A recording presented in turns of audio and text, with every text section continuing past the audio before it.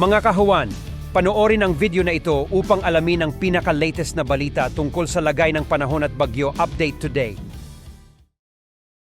Sa ating latest satellite images, makikita natin ang patuloy pa ring pag-iral ng southwest monsoon o habagat, partikular na sa kanlurang bahagi ng northern and central Luzon. Bagamat nakikita nga natin na humihina na itong southwest monsoon. Magdadala pa rin ito lalo na ng mas malaking tsansa ng mga thunderstorms sa may kanlurang bahagi ng Luzon, habang ang nalabing bahagi ng bansa ay patuloy na makararanas ng mga pulupulong pag-ulan, pagkilat, pagkulog. Pansinin po ninyo dito sa may northeastern part ng bansa, halos walang masyadong kaulapan.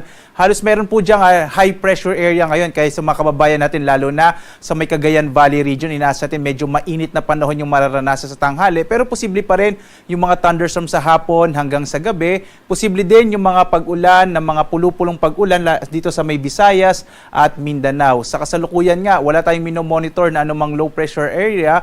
Posible hanggang sa weekend, malit yung chance na magkaroon tayo ng bagyo. Dahil dito, inaasahan natin hanggang sa mga susunod na araw, posible po hanggang weekend, mga isolated rain showers and thunderstorms sa hapon hanggang sa gabi.